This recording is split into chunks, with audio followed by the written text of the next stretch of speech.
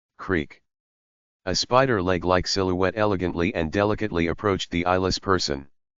The shape attached to the end of the leg was briefly illuminated under the candle light, casting a sharp shadow. A thin thread and needle. Fucking hell. I held my breath and waited for all the commotion to subside. Cold sweat poured from my body. A moment later. Thook, thook, thook. The machine's sound receded. The person who'd just lost their eyes began to stagger away, their footsteps uneven. Of all places, they moved toward this vent, their blood-soaked face briefly visible before disappearing from view.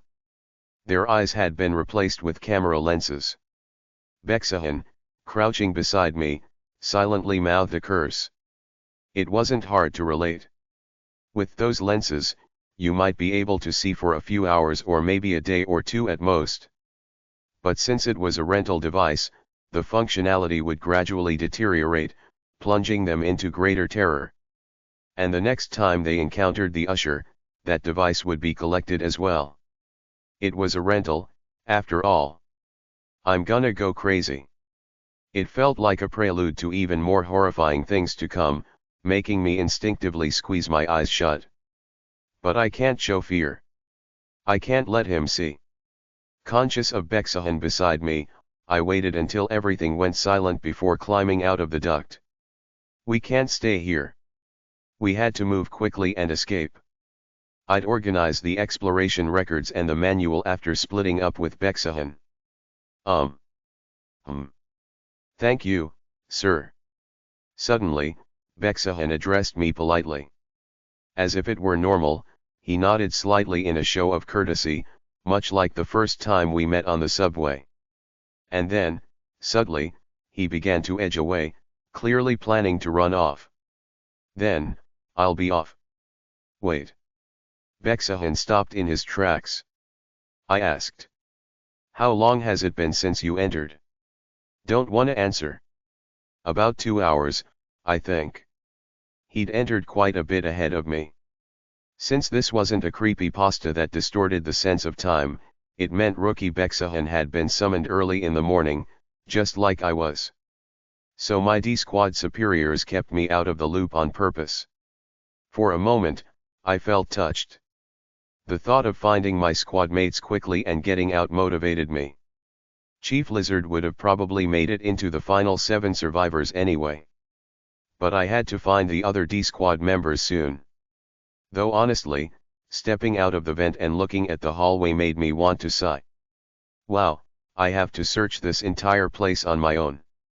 I'm gonna have to comb through every corner of this creepy mansion while dodging that usher monster while looking for clues.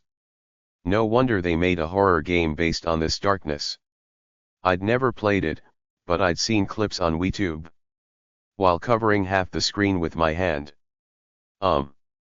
As much as I didn't want to admit it, going with someone else, even if he's got a personality defect, seemed like the better choice.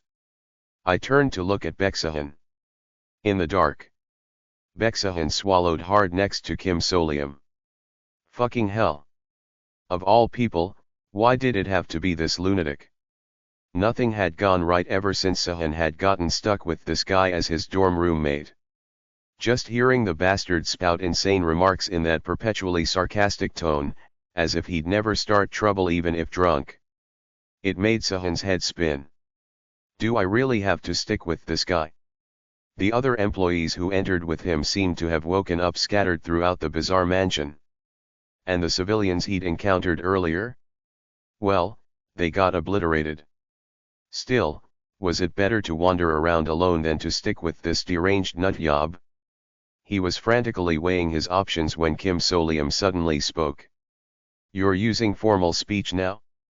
All of a sudden. Son of a bitch. Cold sweat trickled down Sahan's back. It was a highly urgent situation back then, so I accidentally slipped into casual speech, but now I think it's better if we speak politely to each other again. Kim Solium stared at Sahan for a moment, then replied nonchalantly, I see. Understood. Yes. Should I run for it? Bexahan glanced at Kim Solium. He'd already heard all the absurd rumors about this guy. The field exploration team's monstrous rookie. I heard he cleared an A-class darkness all by himself. He was almost scouted for the elite squad, too. But he turned it down? Wow, I heard he even found a missing section chief. Is this guy really just a new hire? And he's had 2 manual revisions approved? Isn't this some kind of propaganda rookie to scam the regular staff? The rumors got so ridiculous that some even joked he was just company propaganda. But Bexahan didn't doubt the rumors. Isn't it just because he's a fucking lunatic? This guy's monster-like results probably just stemmed from his monster-like mindset, right? A mind so different from normal people's that he could come up with ideas no sane person would even inside these ghost stories. Bexahan, for all his self-centered pragmatism, felt a unique pressure from someone so damn unpredictable. The fear of the unknown. Honestly, if someone told me he himself was a ghost story, I'd believe it. Bexahan wiped away cold sweat.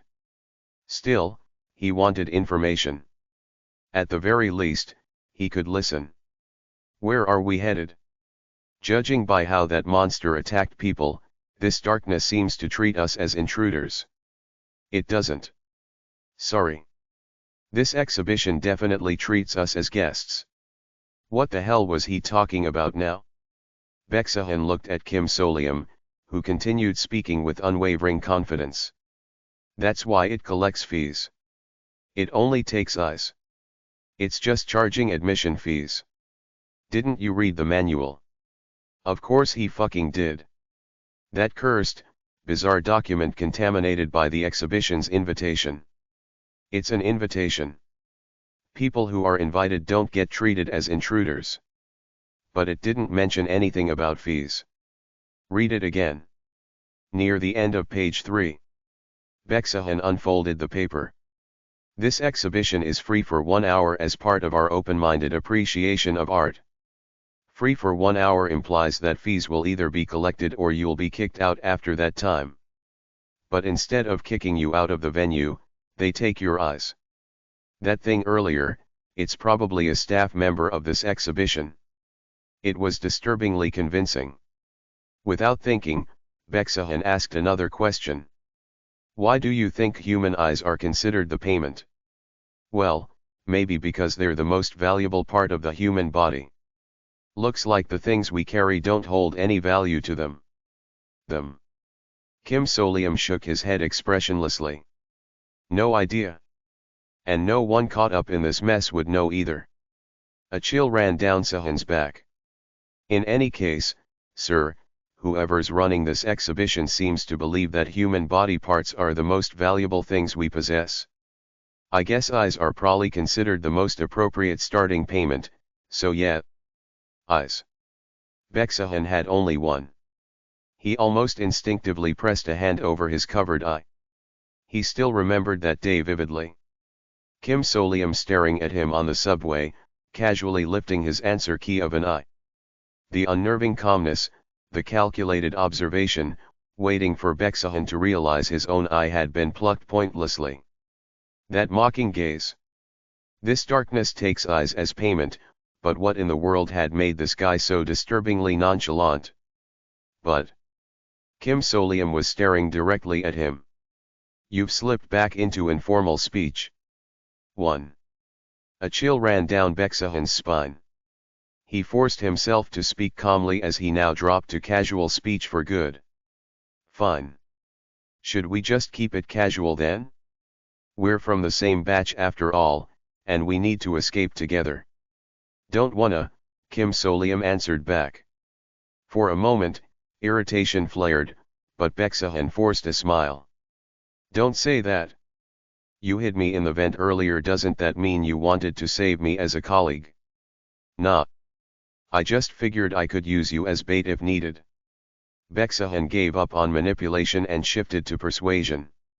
Kim Solium seemed to have a good understanding of this horrifying exhibition ghost story. If we stick together, exploration will be easier. Especially in a dark place like this. Not really. But for the sake of dopamine, Sure, let's stick together. Having more people means more unpredictability. This demented fucker. Bexahan was certain now. He had never encountered someone so blatantly deranged, even in his tumultuous life. Still. Do you have to be this crazy to survive in this god-forsaken company? Feeling a strange sense of defeat, he clenched his teeth under his black goat mask. Let's move. Kim Solium ignored Bexahan's frozen expression and started walking. Then, out of nowhere, he said. Thanks. That's a relief. What? What was he thankful for? Before Bexahan could question further, Kim Solium raised a hand to his mouth. Quiet. I'm talking to Braun. Bexahan barely managed to force the word out. Braun. Yeah. Kim Solium reached into his suit pocket and pulled something out, a cute, plush rabbit keychain. Braun's saying hi to you right now. Bexahan suddenly wanted to run far, far away. Of course, he couldn't have guessed that Braun was actually saying, oh. Greetings to you, Mr. Scapegoat, soon to be victim of the next room. Nor did he realize that Kim Solium was thinking this. Phew. Having another person around makes this a bit less terrifying. The thought of wandering this place alone with Braun made him feel as scared as during the Chengguai incident. This was a good choice after all. Are you planning to search for another place like that vent earlier? Nope. Kim Solium gave Bexahan an incredulous look, as if staring at a truly ridiculous person. I'm looking for the exit. Why would I search for a vent? I mean, if you like vents so much, just stay in one. If you get caught though, just pay the fee. Kim Solium knew exactly what kind of person Bexahan was. This guy, he's the kind of person you can't just let loose. He was someone who'd exploit any opening, just like how he had ruthlessly attacked someone during their first meeting without even batting an eyelid. Never forget that Bexahan's nickname in the wiki was Viper, aka Venomous Snake. Never let your guard down. I'll act crazy too. Thus began the uncomfortable and uneasy darkness exploration of two certified lunatics. Note/S. 1. About Bexahan's shifting speech levels. Sorry about this again, but I don't know a more effective way to differentiate other than sometimes adding sir if he goes up to the highest level. But since Solium's being so petty about pointing out Sahan's slips, it can get more obvious, lol. T/N, this has been the chapter that's made me laugh the most so far, LMAOO. Chapter 42. Chapter 42 to 42. Step. I was quietly walking through an exhibition that plucked out human eyes. And next to me was someone who perfectly fit the human trash archetype in a horror story. I really wish Bexahan would just keep quiet and act like a human totem. On the way here, I'd seen horrifying shadows crawling on the floor a few times from a distance. Each time, I couldn't be more thankful to have someone with me. As long as I don't let my guard down. That's the key. Braun spoke to me in a tone that suggested he was amused. Mr. Rowe dear, this fellow talks in such an interesting way. It's almost like he's someone else entirely. Do you hate it? Not at all. It's utterly fascinating. It's as though he's created a more exaggerated persona for the sake of a show. That's a fair point. So, is leaving this magnificent exhibition your ultimate goal? That's correct. And I've already made my escape plan. I'd confirmed that this exploration was recorded as the 17th entry in the, so I based my escape strategy on that case. I'd even decided which of my items to use. Oh. But is it necessary to use the word escape? Wouldn't it be easier to just grab any staff member and ask them to guide you to the exit? They'd surely oblige politely. That's where the problem begins. The staff in this exhibition are machines. The kind with spider-like legs that swing ominously. And each machine only knows information about its designated area.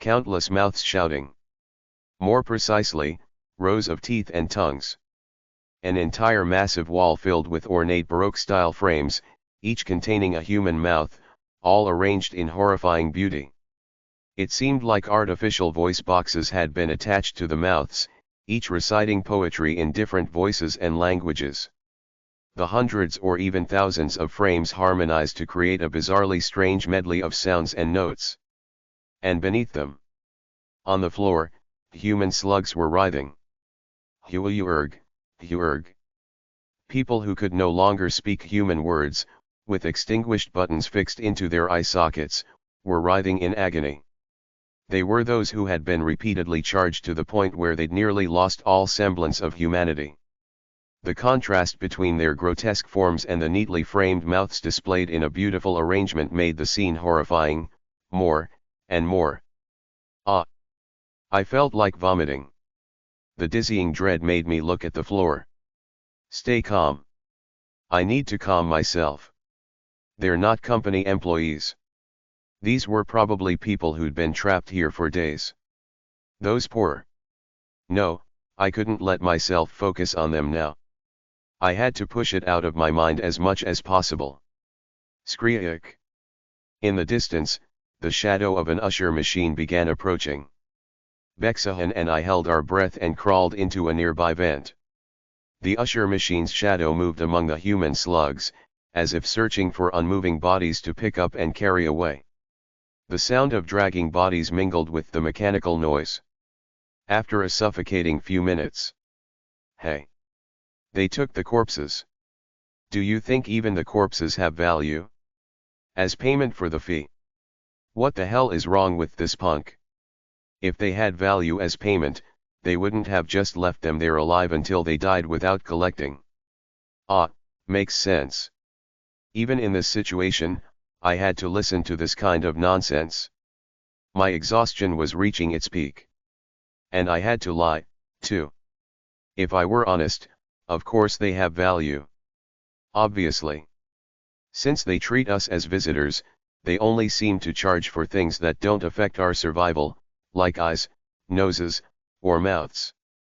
But wouldn't they also find brains and spinal cords valuable? I think there were floors displaying such items, too. But I couldn't tell this guy that. He'd probably suggest we carry around the corpses and offer them as payment if things got bad. While I remained silent, the usher machines disappeared, leaving the first floor's main exhibition hall empty. From various shadowy corners, people hiding under tables quickly emerged, whispered to one another, and scattered in different directions. All of them wore masks. Employees. Their masks and suits confirmed it. They were from our company's field exploration team, cautiously dodging the machines by sticking to areas outside their paths. Hey! What now? If you spot any rookies among them, let's bring them along. It's better to have one or two more people with us. Why? Bexahan looked at me as if I were asking something obvious. We need bait for when we run into a monster.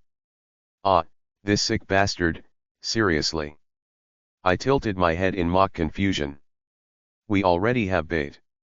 What? You. Bexahan's face froze momentarily before relaxing again. Whatever. I'll bring someone else along to use as bait, too. Great. Just make sure to tell them you'll use them as bait. I told you, didn't I? I'm at least polite enough for that. Bexahan fell silent again, his expression one of exasperation. I was equally exasperated. This exhausting little shit. I miss you, Chief Lizard. I miss the straightforwardness of a taciturn colleague. But then, as I caught sight of a familiar figure darting out from behind a sofa at the edge of the exhibition hall, I froze in surprise. It was someone I recognized. What are you? After a moment of hesitation, I climbed out of the vent. When I waved, the person also froze in shock before quickly lowering her voice. Soul, I mean, Mr. Rodeer? Is it okay if I call you that? Yes, Ms. Goral. It was Go Yanjaan.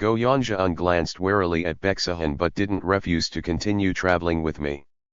Thank you. It had been so long since I'd had a normal companion. After dealing with psychopaths and people possessed by ghosts, I felt tears well up at the relief. Still, Go Yanjian muttered quietly. That guy, he even managed to pick a mask that suits him. You know goats are a symbol of the devil in Western cultures, right? Wow. Did you know lambs are a symbol of sacrifice? Lambs are more associated with helping humanity than with devils, though. Baeksahan smirked dismissively at Go Yanjian, who ignored him in turn. Is this an intermission skit? They're like a comedy duo. Yeah. Except it's not a skit, they're actually dissing each other, and that's the problem.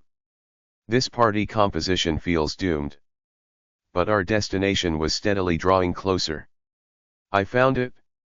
At the end of the hallway, a staircase leading to the basement had appeared. T/N. Sahan and Yanjian's masks are both kinda goats, I guess. Here's the scientific name for both. Sahan, Capra hircus, the goat or the domestic goat is a species of goat antelope that is mostly kept as livestock. Yanjian, Nemerhetus caudidus, gorals are small goat relatives, and they are agile over the rocky crags and cliffs they inhabit.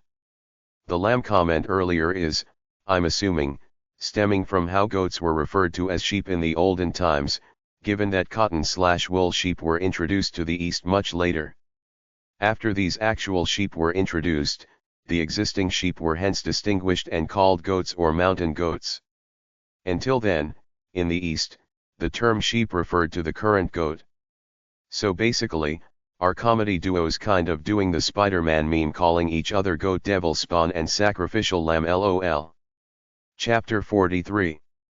Chapter 43 to 43. There's even a basement floor here. In front of the staircase leading to the basement, half fear and half anticipation were written on Go Yanjian's face. Baeksahan scoffed. Yeah, I know how you feel. And the person standing next to us? Without any explanation, he somehow knew there was a basement and insisted we had to go to the first basement floor. If you don't want to go, we can just split up here. Baeksahan fell silent. Now that he had confirmed the basement existed, it seemed he wasn't willing to miss the opportunity to see whether Kim Solium has something up his sleeve. I briefly explained to Go Yanjian that I had used some special equipment to decipher the guide notice posted near the elevator and had identified a potentially useful space. And so, we finally started down the basement stairs. The further we descended, the clearer it became. The style has changed.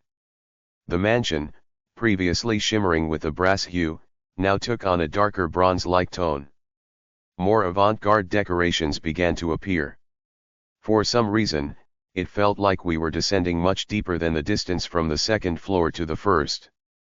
Eventually, stately, old-fashioned double doors appeared beside the staircase. B1. That's what it reads. We had arrived. I cautiously gripped one of the door's handles. After confirming that no mechanical noises could be heard from the other side, I carefully opened it. What was revealed beyond the door wasn't an exhibition hall or a corridor. Go Yanjian's eyes grew wide. This is a lounge for visitors, I assume. It was a type of resting area. The large hall was designed for comfort. Luxurious armchairs and vintage tables were arranged throughout, and a bronze-hued fireplace burned warmly in one corner. Is this what you read about in the elevator? Yes. Places like this are usually near a lobby. Maybe there's an exit nearby. I don't know. But. The manual mentioned certain actions that were prohibited in the exhibition hall. I thought a resting area might have fewer restrictions. That's right. The hope was that some actions forbidden in the exhibition hall might be allowed here. Things you couldn't do. Oh, like eating. Yes. Eating or drinking in the exhibition hall is prohibited. But it's not like we need to eat anything right now. That's true. Not exactly. What I'm trying to do is something that's considered part of eating and is therefore prohibited. What do you mean? I pulled out an item I had prepared from my bag. Quick and easy candle making kit. Open flames are prohibited, too. Now, it was time to create an escape tool. Go Yanja gulped nervously. Right in front of her, an unbelievably capable colleague was doing something utterly ridiculous. Like this. Kim Solium pulled a strange box from his satchel and quickly skimmed through the enclosed instructions. But the box didn't look ordinary at all. Why on earth would someone bring a candle-making kit? I've never seen a brand like that before. The logo, Cheerful Research Institute, gleamed tackily alongside a bright smiley face, but the instructions Kim Solium held were scrawled in messy handwriting with dark red ink. It felt eerily strange. Something you might encounter in a ghost story? At that moment, Bexahan muttered. An item. An item. Instinctively, I turned to Kim Solium, who answered quite kindly. Yes. A tool imbued with supernatural abilities. Then, isn't that considered darkness? It might depend on the classification method, but, it seems that objects with stable irregularities, portability, and no defined domain are referred to as items. How does Solium SSI know all of this? Aren't we, both new hires? Why is there such a difference in knowledge? And where on earth did he get that? For Go Yanjaan, who had prided herself as being among the top 3 most capable among the new recruits, the situation was bewildering. And to top it off, he looks incredibly skilled at handling it. Noticing her gaze, Kim Solium glanced back and, as if to justify himself, said. This is my first time making one too. It's the truth. While he had read the instructions several times and pondered how to use it, this was Kim Solium's first time actually crafting something. However, from the perspective of a colleague who didn't know he had already conducted 3 similar rituals, it was simply overwhelming. No, someone like him, shouldn't he be starting his own business instead of just finding a job? Why is he tangled up in a horror show of a company like this? But soon, cold reality brought her thoughts back into focus. It must be because of the wish ticket. A wish that couldn't be given up. Go Yanjaan nearly sank into mutual pity for their respective circumstances but quickly steadied herself. For now, she just needed to focus all her energy on escaping. Even the rage at her R-Squad leader, who had ditched her the moment a monstrous machine appeared, would be turned into fuel. She only wished she could take back her earlier thoughts that this team, at least, wouldn't have the usual workplace hierarchy issues or the stress of human relationships. Die, squad leader. Still, thinking that her R-Squad superiors might actually end up being brutally killed, with their eyes, noses, and mouths torn apart, felt oddly unsettling. It's ready. Go Yanjaan, who had been lost in thought, snapped her attention back at Kim Solium's voice. Before she knew it, he had laid out a black piece of paper on the floor and drawn a small design on it with the provided crayon. It was, a candle. Yes. It looked like a candle, or rather, a flat drawing that outlined a candle's shape. But Kim Solium paid no mind and pointed with one hand to the cards placed near the drawing. You can see the cards, right? Why yes. Pick one of them. It determines the item's attribute. Would she be tricked or caught up in something by doing this? Go Yanjaan hesitated for a moment but then reached out. So far, there hadn't been anything suspicious or unpleasant about Kim Solium's actions, and objectively speaking, he had always treated her with goodwill. Let's try it. Her brain, which she trusted as a reliable data processor, urged her forward. She flipped over one of the scattered cards on the floor without much hesitation. The card's face depicted a vibrant blue figure raising one hand. At the top of the image, a white star sparkled like a jewel. Honor. A faint smile appeared on Kim Solium's face. You picked well. Did she? I don't think I particularly need honor right now. Anyway, if he said it was good, that was a relief. Kim Solium then turned his head and, in a voice that sounded less than enthusiastic, called out to Beksahan. Pick a card.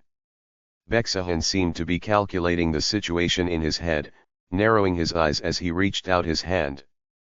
The card he flipped over showed a grinning mouth and a red iron cage. Interference. Suits you. What? Kim Solium ignored him and continued with the process. I will now flip over the remaining cards. Yes, yes. Whatever it was, let's just do it. Go Yanjaan watched as Kim Solium swiftly flipped over the cards with his precise movements. There were 10 cards left. Confusion, healing, meditation, wound, deceit, dream, rage, protection, strike, and gaze. The 10 remaining cards were revealed and laid out on the floor. What in the world is this? After having them draw cards as if it were some kind of tarot reading, why reveal all of them at the end? Seeing Kim Solium's next action, she understood. The last card could be chosen directly. Deceit. Kim Solium picked out a card with a golden gear drawn next to a black heart. He then burned all 3 cards they had chosen using a lighter. Flames burst into vivid colors as the cards turned into shimmering ashes. Gathering the ashes from the cards, he carefully spread them over the crayon-drawn candle outline he had created earlier and folded the paper. It'll need about 30 minutes to set now. Kim Solium lifted the folded paper off the floor, tucked it neatly into the front pocket of his suit, and gave a faint smile. This thing you just made. This candle will help us get out of here. If it doesn't work, I was planning to try again a few more times, but the keywords turned out well on the first attempt. Skriak. All 3 of them turned their heads at once. In the distance, under the bronze light, a massive shadow emerged. 8 straight legs resembling those of a spider. And then. Skriak. The glowing eyes of a machine, leaking light like that of a gas lamp. Run. The 3 of them immediately bolted in the opposite direction at full speed. I knew. Even in a lounge, the machines could appear. Still, I guessed that they would patrol less strictly than in the exhibition hall and had been willing to take the risk. There wasn't even anywhere to hide like in the vents, but why now of all times? Clenching my teeth, I sprinted across the corridor. Once we're detected, even hiding in another vent wouldn't help, the machine would simply follow. It was equipped with that level of tracking capability. Should we keep going straight? For now. Straight ahead led to the main exhibition hall.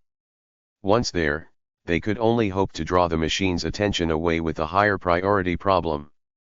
But who knows how much more dangerous the exhibitions have become now that we're in the basement. And then. Fwick. Beksahan grabbed for my suit.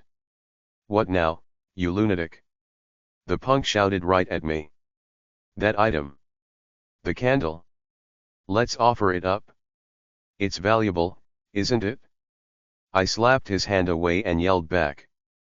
No, you idiot. What? Look at the exhibition theme. Plus. This exhibition is being conducted free of charge for 1 hour under the open spirit of admiration for art. Plus. Art. Specifically, living beings, civilization, and history. I shouted at the top of my lungs. What does this item have to do with that? Why would they accept it as payment? If items had any real value, wouldn't the employees of our company have already offered their own equipment before getting their eyes gouged out? Besides, the candle wasn't even finished yet. But Beksahan once again reached for my bag, and Go Yanjaan, clearly fed up, let out an exasperated groan. Let's at least try. What's the alternative? Dying here? Ugh. Seriously. Stop it and just keep running. I turned my head.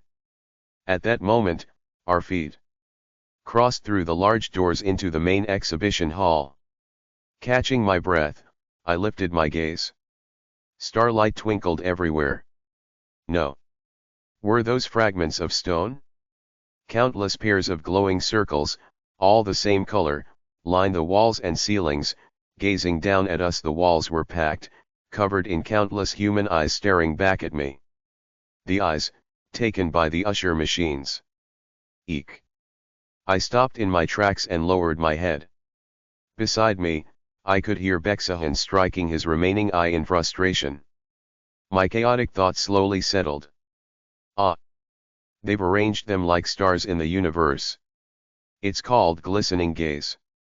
A rather cliché yet popular name. They must have been mindful of the contributors to the materials for this piece. 3 walls of the vast black exhibition hall were completely covered in eyeballs, with not a single gap visible. The only entrance or exit was the door we had just come through. And through that very door, the usher machine was steadily advancing, without pause. We were trapped. Mr. Rowe dear, your choices intrigue me. You're at a dead end now. A place to run. Seems like there's none. Fascinating. But my friend, you can escape anytime, anywhere. Because you have me, Braun. That much I already knew. If I were alone, I could escape safely anytime. Braun would gladly use his ability, which he called Lights Out, to erase my presence entirely. Then, while the others drew its attention, getting their eyes and ears gouged out, I could carefully slip away. In that case, wouldn't it be fitting for Mr. Bexahan to pay the price? After all, he doesn't have much of a life left anyway. True. We successfully created the candle, which required a recommended group of 3, so Bexahan was no longer necessary. I mean, I only kept him along to avoid a mental breakdown after all. Honestly, would it even matter if he died? In fact, his death might even be a net positive for society. In the chaos, perhaps Go Yanjian might also manage to escape. Wait. Hold on. Let's split up. That way, if even one of us escapes. Ms. Goral. Yes. You're safe. Didn't you recently pay the fee? There should still be time left until the next cycle. Ah. Since Go Yanjian had recently had her ears taken, she likely still had time left in her usage cycle. Hope flickered in Go Yanjian's eyes. Then I'll go and try to distract. Skriak. It had entered. The usher machine. Drrrrrrrk. Under the bronze candlelight, I saw the machine clearly for the first time. It was mercilessly sharp and intricate. Its form resembled a spider, with metal parts added as though the steel had been grafted onto flesh. Its head and thorax were oddly connected, with an abdomen and lower body beneath. Yet its vaguely humanoid, bipedal shape evoked a sense of uncanny dread, as if it was toying with the boundaries of intelligence and form. Its jagged, needle-like legs moved erratically, with joints bending at bizarre angles. From its head, 8 gas lamps shone yellow light, piercing through the pale shadows. Go Yanjian, who had been moving forward, froze in place. It seemed as if the trauma from losing her ears had surged back into her mind. Understandable. Screech. The machine passed right by her. I knew it. Which meant the machine was chasing me and Bexahan. Screech. I deliberated for the briefest moment. If the machine's attention shifted to Bexahan, I could quickly erase my presence and escape. It would be difficult while the machine focused solely on me, but with 2 targets, Braun's ability might still work. Oh, shall I use it now? I made my decision. No. Instead, I shoved Bexahan aside. Run. Bexahan already had only one eye left. He knew that meant the machine might take more than just his remaining eye this time. Who knows what kind of reckless actions he might resort to. Even if it took his ears as a substitute, the physical rejection of someone's body, after already losing one eye, would likely be far more extreme. I couldn't predict the lengths he might go to. It was better to let him run. I said run. Bexahan hesitated for a moment. But as the machine moved toward me, he backed away cautiously before breaking into a full sprint toward the door and disappearing through it. At the same time, Go Yanjian, understanding my glance, tightly shut her eyes and darted toward the door as well. Now then. Do you have any questions for the usher, Mr. Rowe dear? I lifted my head. The machine stood before me, its gas lamp light illuminating the grotesque form that resembled a hybrid of a spider and a woman, as if someone had attempted to mosaic the two together. Its appearance was grotesque and sent chills through me. The usher machine, its 8 legs and needle-like arms extending outward, began to twitch one of its limbs toward me. I bowed politely. Good day. I've just arrived here. I knew it wouldn't respond. Sure enough, the machine emitted an unintelligible noise and bent one of its massive needle limbs. It says that 1 hour and 54 minutes have passed since you entered, and additional charges have been calculated. I took a deep breath. Just a moment. Before I pay the fee, may I ask a question? Of course, it says. Do you take reservations for a guest room at the front desk? If you agree with my question, please nod your head once. If you disagree, shake your head from side to side. A nod. Thank you for the guidance. Then. I stifled a sigh and asked what I had been leading up to. The critical question for escaping. These machines only remember information about their assigned zones, so they wouldn't know where the exit is. Even if I asked where the front desk was, it likely wouldn't have an answer.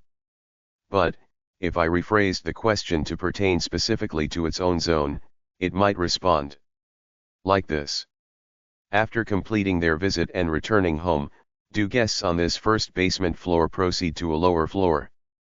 Or did they go to an upper floor? A nod. They're ushered to an upper floor, I see.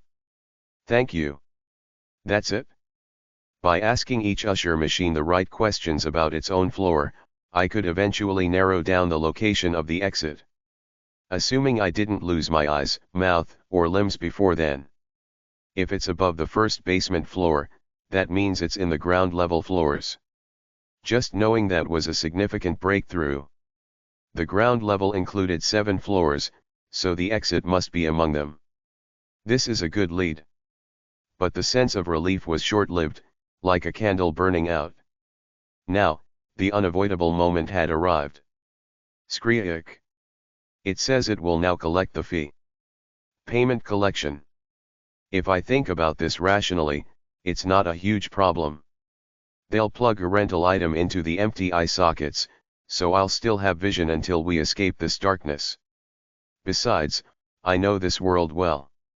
I'm already familiar with several methods for restoring lost body parts, and I'm confident I can use them more easily than others. That's precisely why I'm standing here. It's a situation I've calculated and come to terms with. The problem is, this overwhelming revulsion. Who could accept this so calmly and indifferently? Having both eyes plucked out raw by a monster. Especially in a room surrounded by the displayed eyes of others who were taken. Cold sweat dripped down my chin. Even so, I have to go through with this. I gritted my teeth. It wouldn't be completely detrimental to have my eyes removed. If I can't endure under these conditions, I might as well give up on surviving here entirely. Honestly, there would never be better conditions than now to test whether I, with my cowardly heart, could endure the horrors of this ghost story. Learning to withstand recoverable losses would help build my resilience. Yet, my clenched hands trembled. Shit. Zing. A massive needle, sharp and metallic, like the leg of a spider, moved toward my face. I held my breath. Whoosh. The needle was raised, ready to pierce my eye. Zing. I rolled my eyes to the side. In the darkness, a massive, spider-like form was approaching from the distance. Zing. Screech. Another usher machine. What's this? Aren't the machines supposed to have a programmed route? Shouldn't it be impossible for their paths to overlap? Sure enough, the machine that was about to extract my eye seemed to malfunction for a moment. Then, as if recalibrating its route, it moved away from me. It was as though it adjusted its trajectory on its own. Skreek. I couldn't even exhale in relief. The new machine would just extract my eyes instead. I simply held my breath and stared at the newly arrived machine. It lifted its spider-like appendages high, stopping right in front of me. Then suddenly, You okay, Ro? The spider-like form crumbled away, revealing a human wearing a badger mask. Supervisor. It was Supervisor Park Minzong, his face drenched in cold sweat, grinning slightly. Phew. That was close. Chapter 44. Chapter 44 to 44. A dark, bronze-hued mansion. I followed Supervisor Park Minzong, walking silently behind him. The supervisor, who had accomplished the insane feat of disguising himself as an usher machine, fooling the system, and rescuing a poor new hire, evaluated the situation in his own way. It's not like their AI is particularly advanced. Maybe about as smart as a Roomba? So I figured I could trick it for a moment by mimicking its appearance. I wasn't entirely convinced the machine's intelligence was that rudimentary, but the timing had worked out, and he had saved me. For that, I was eternally grateful. But how did you disguise yourself? My special equipment. Supervisor Park grinned and pointed to a cloth draped around his neck. Oh. I recalled his earlier explanation about his personal equipment. Mine is a camouflage item. It can't transform me into a person, and its duration is short, so I only use it as a last resort. Until now, I had only heard about such things in ghost stories where they didn't work or were otherwise meaningless, but this was my first time seeing it in action. Under the right circumstances, it's actually pretty decent. I was tempted to borrow it as a parent seed to make a new customization for my personal equipment. But that's not the priority right now. Alright. Phew. Now that I've found you, Ro, let's get out of this insane place. Have you found an escape route, sir? Supervisor Park didn't answer. He just smiled faintly. He must have some kind of plan. For now, I decided to trust him and quickly followed. This way. We climbed the stairs from the basement back to the ground floor. Before long, the surrounding area shifted from bronze to brass, and a grand corridor bathed in a golden hue came into view. We're above ground. That was enough to feel somewhat relieved, but the first floor was chaos. MMPH. Uurg. My ears. Screams echoed from all directions. 2 hours have passed. Even the employees who had been hiding were now being caught by the usher machines, losing another body part, just as I nearly had earlier. Supervisor Park didn't glance toward the sources of the screams. He simply kept walking. Don't look back, Ro. I clenched my fists so tightly that veins bulged on the backs of my hands. I know it's hard, but right now, we need to focus on saving our own team. If we're going to keep collecting points here, we need to learn how to let go. Suddenly, I recalled the moment during a talk show when Supervisor Park had resigned himself to surviving. I have a family member in the hospital. I hope someone could check in on her after this filming. If possible. For some reason, I felt like I understood how this cheerful supervisor had managed to endure in this place. At any rate, I didn't argue. Before long, Supervisor Park scouted the area and seemed to have arrived at his destination safely. And that destination was here. A window. The same tightly sealed opaque glass window Go Yanjian had tried so hard to open earlier. Don't tell me he plans to go through here. But instead of desperately prying it open, Supervisor Park raised a finger and knocked on the glass softly.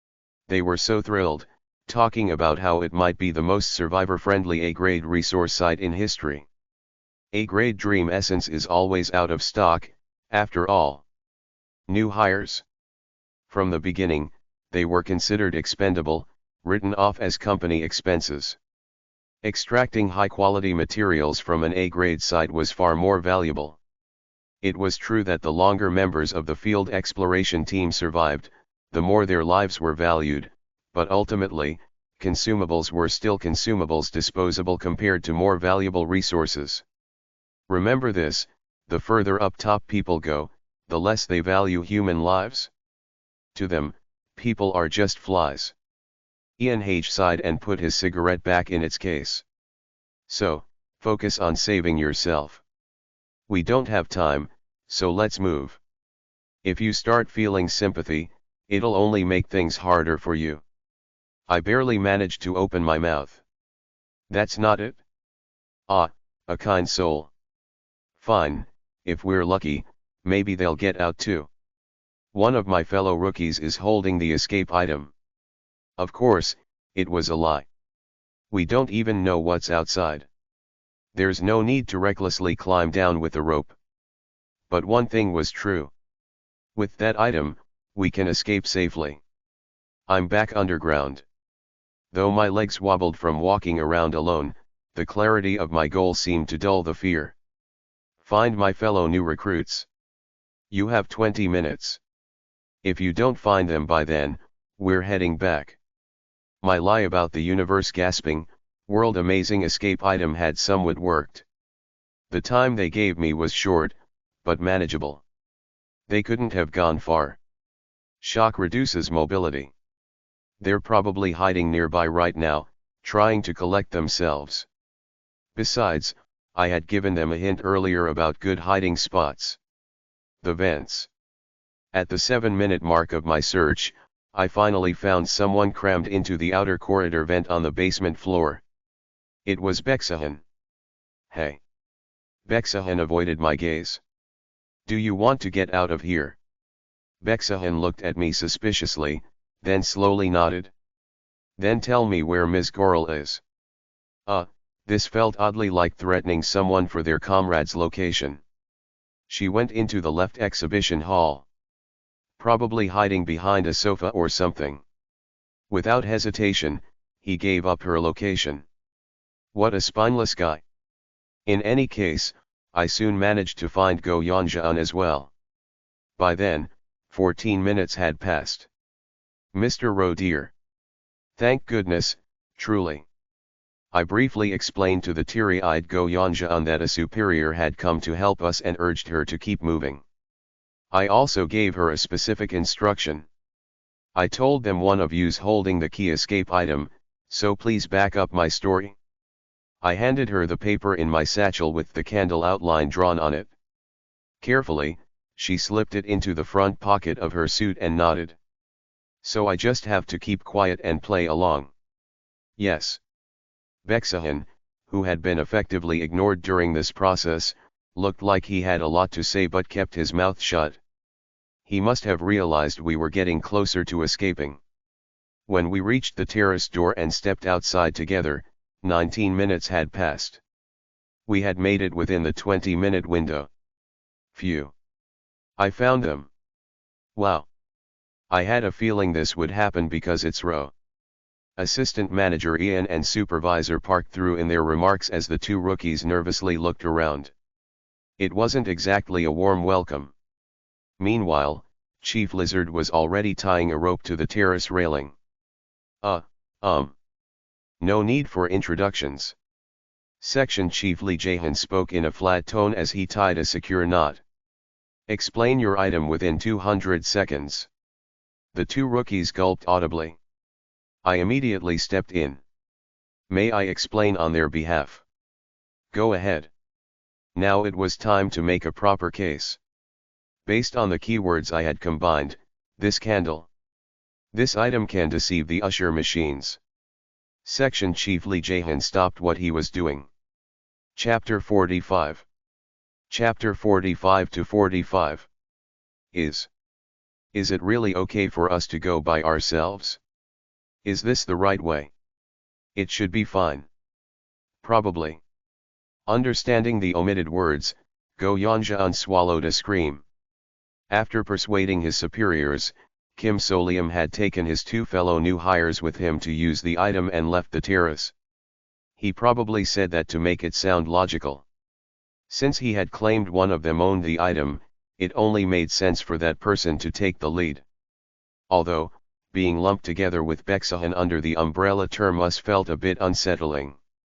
Still, he's unusually quiet right now. But for the moment, what lay ahead concerned him far more. Then I'll take out the candle. Yes. Go Yanjaan returned the paper Kim Solium had given her, and he unfolded it. What happened next was astonishing. A cylindrical, heavy chunk of pale purple wax rolled into his hand. It was a real candle. The outline drawn with crayon remained imprinted on its surface, like a stamped pattern, revealing its transformation from a mere sketch into reality. Whoa! Kim Solium momentarily forgot the situation, marveling at the sight. Knowing what they planned to do with the candle only heightened his anticipation. Please wait a moment. Taking a deep breath, he pulled out a lighter and attempted to ignite the candle's wick. Whoosh! The flame brushed the wick. And nothing happened. Why, isn't it lighting? Kim Solium even demonstrated his bizarre ability to flick a coin in midair, summoning a third hand to try igniting it, but to no avail. Ah! As if recalling something, Kim Solium hastily retrieved the candle kit's instructions and schemed them. Is there a problem? He lowered the instructions with a strangely dry expression. No, I don't think so. But he knew the problem. At the bottom of the chaotic, dark red scribbled manual, in the section labeled Precautions for Use and Handling, one particular note stood out, the recommended users. This toy is designed to alleviate the fatigue of modern Earthlings. For safety reasons, extraterrestrials, beings from other realms, non-intelligent entities, gods, and all other non-human intelligences cannot use this product. Smiley face, I might not qualify. After all, Kim Solium was not a native of this place. A chill ran down his spine, but he knew that wasn't the priority right now. He needed to entrust it to someone reliable. Someone with a low chance of acting rashly, someone with social and moral sense. Ms. Gorel. I'll leave it to you. Go Yanjaan hesitated before taking the candle. She received the lighter as well and, with trembling hands, held the flame to the wick. Whoosh! The flame brushed the wick. And it lit. Words began to emerge from the body of the candle, glowing faintly as if illuminated from within. The keywords from the cards they had drawn earlier. Honor, interference, deceit. Do you remember the cards we drew when creating the candle? They indicate the abilities it will manifest. Kim Solium's earlier explanation resurfaced in her mind as more phrases appeared on the candle. The bearer of this candle must present a deceitful form, empowered by the authority of interference, directed toward an honorable target.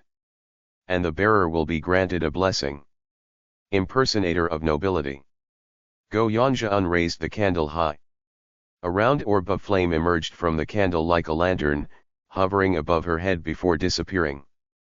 The space around her softly lit up, resembling a subtle spotlight. Wow!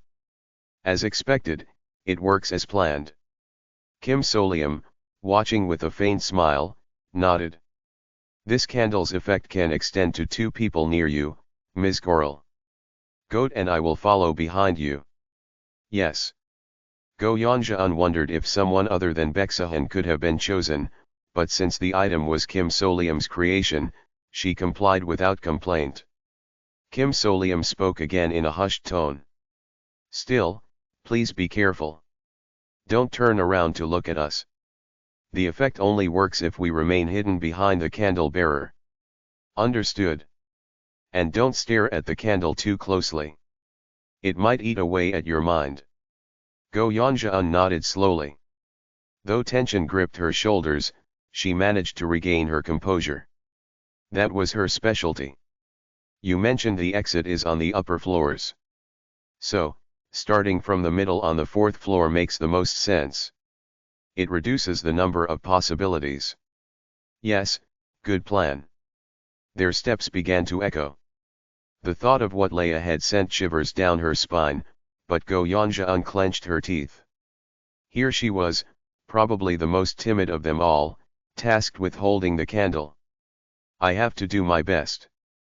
Little did she know, the most cowardly of their group was right behind her. Step, step.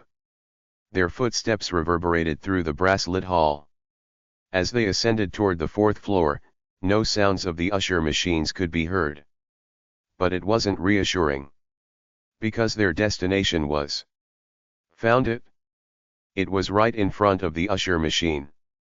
The new hires who had reached the fourth floor, followed the sound of the machine until they finally located the usher responsible for the hallway.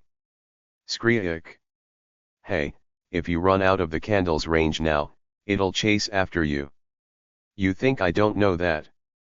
The cold exchange between Kim Solium and Beksahan sent a chill down Go Yanjaan's spine. It felt like the needle-like components of the machine might move at any moment to gouge out her eyes. But swallowing her fear, Go Yanjaan stepped forward. One step at a time. Each step closer caused the reflection of the machine in the candle light to waver. Standing before the grotesque spider-shaped machine, Go Yanjaan gave a slight nod. Hello. Screech. The usher machine moved. Its 8 needle-like legs raised into the air, then slowly settled around its body in a neat formation. The machine lifted its head and respectfully shone a gaslight near Go Yanjaan's feet. It worked. Go Yanjaan swallowed hard. The candle's blessing was successfully working for her. The blessing to impersonate an honorable being. The first card determines the purpose of the effect, the second dictates the method, and the third reveals its essence. When combined properly, it creates a deception targeting something honorable to hinder others. This ability is likely related to impersonation or trickery. Right now, Go Yanjaan was impersonating the most appropriate honorable being for this scenario. The most favorable target for the usher machine. A guest who had paid in full. In the calmest tone she could muster, Go Yanjaan addressed the usher machine. If your answer is no, please remain still. If it is yes, nod your head. Silence. Did guests who finished viewing the exhibition on this fourth floor go upstairs? Did guests who finished viewing the exhibition on this fourth floor go downstairs? Nod. It worked. Overwhelmed with relief, the candle bearer barely managed to conclude the interaction. Thank you. I'll continue enjoying the exhibition now. The usher machine remained quietly in place as the three within the candle's radius left. As they rounded the corner, Go Yanjaan couldn't help but exclaim. It worked. Move slowly. The candle will burn for about 2 hours, so it's critical not to let it go out midway. Yes. And then the process repeated. Did guests who finished viewing the exhibition on this third floor go downstairs? Nod. Thank you. It worked again. The three new hires were now walking with cautious but hopeful steps, fueled by the thrill of escape. If this kept up, either the first or second floor. The same thought occurred to everyone. Go Yanjaan bit her tongue to keep her excitement in check. Stay calm, stay calm. If she were to drop the candle, it would all be over. To avoid escaping with her eyes, tongue, or limbs taken, she needed to remain composed. As she took a careful step forward. Grab. Something seized her foot. Go Yanjaan froze and looked down. There was a human being, his eyes replaced with telescopic lenses, crawling desperately on the floor and clutching at her pants leg. Goral. Ms. Goral. Take me with you. It was our squad's leader. Go Yanjaan's superior. I looked at the person who had stopped ahead of me. I knew why. Someone was clinging desperately to the leg of the person ahead, shouting. Ms. Goral. If you get me out of here, I'll make equipment for you. The kind only a section chief can access. Right away, too. Okay. So Go Yanjaan is from the R squad. Seems like this was R squad section chief. But for someone supposedly in charge of a squad in the field exploration team, he looked utterly pathetic. His limbs weren't taken as payment but seemed completely broken, leaving him unable to stand. Did infighting break out? If he were a proper squad leader, he should have been able to hold out with his equipment and items while moving stealthily. His current state made it almost certain that hadn't happened. He must be on the verge of death. And in this desperate moment, seeing a rookie from his squad wielding a remarkable item, he had lunged forward, recognizing his last lifeline. Ms. Goral. That's an item, isn't it? Whoa, it looks great. Take me with you, please. Okay. Whoa, not even scared, huh? Babbling away. Beksahan muttered under his breath. Then he turned to Go Yanjaan and said. Let's see if the monster machines hear him. Not like he's in any condition to run away anyway. Huh? What kind of nonsense is that? Our squad's leader, who had been begging to Go Yanjaan, turned to look at Beksahan. The gleam of his telescopic lenses flickered. You. Which squad are you a rookie from? Oh, right. It doesn't matter. What matters is getting out of here. But look, the item my squad's rookie is using, it's shaped like a candle. A consumable, huh? FL. Flame-based, yeah, defensive item, right? Right, yeah, that must be it. So, then, what if I shake it like this, and put the flame out? Ugh. Go Yanjaan, who nearly stumbled, quickly steadied the candle in her grip. This lunatic. I was about to summon my special equipment to use a third hand to pry him off, but the squad leader clung to Go Yanjaan's leg again. Do you think I, even in this state, no less than a rookie? Take me with you. You left me behind, squad leader. Go Yanjaan muttered in an eerily quiet voice. When the machines came, you pushed me aside and ran. I thought Go Yanjaan hadn't met any teammates and had been wandering alone because the team had split up when they entered. So that's why she was by herself. No. I did what I could. I couldn't die trying to save a rookie, so I left you behind. But now you can take me with you. If the conditions allow, humans should act humanely. The squad leader screamed desperately, clutching at her. Tears didn't even flow from the lens-replaced eyes. If you don't take me with you, it's murder. Murder? Just try leaving me behind. I'll destroy that item. Somehow. I'll. Thud. Srrrrrk. Our squad's leader's body went limp and collapsed sideways. Beksahan retracted his left foot, which had just struck the squad leader in the temple. And me too. I recalled the third hand back into the glove, which struck the back of the R squad's leader's head. He's still breathing, right? I hadn't meant for both of us to hit him, but here we were. At least the situation seemed to have settled. I glanced down at the disheveled middle-aged office worker sprawled on the floor. Well, he does have experience in field exploration. He had crafted a balance of pleas that could tug at a rookie's heartstrings and threats that could instill fear. A manipulative mix.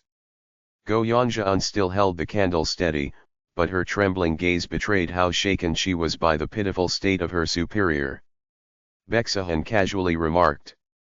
Now we just take his head and leave, right? What? No, we can't.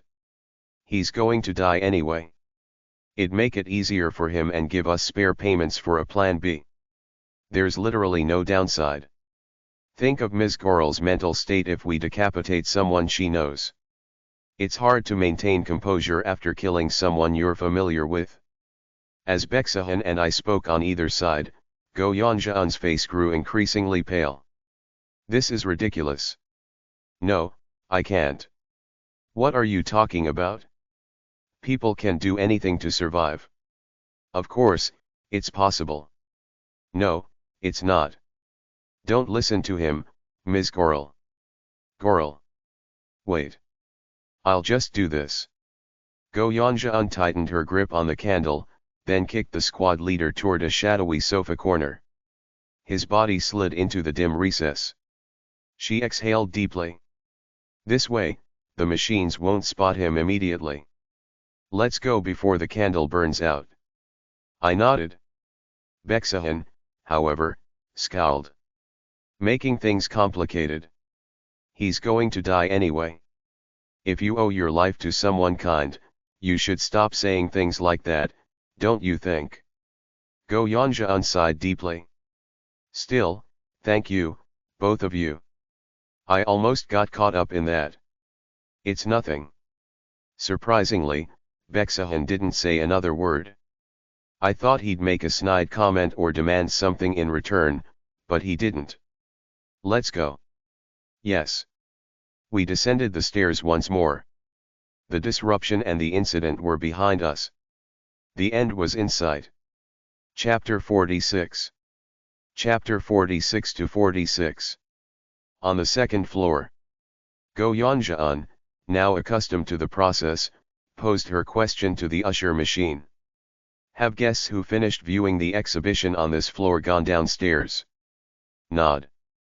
It was over. This essentially provided the answer they were looking for. If the exit is on the ground floor and below the second floor, the only possibility left was the first floor. Then, if we just go to the first floor and ask for the location of the entrance. Let's hurry.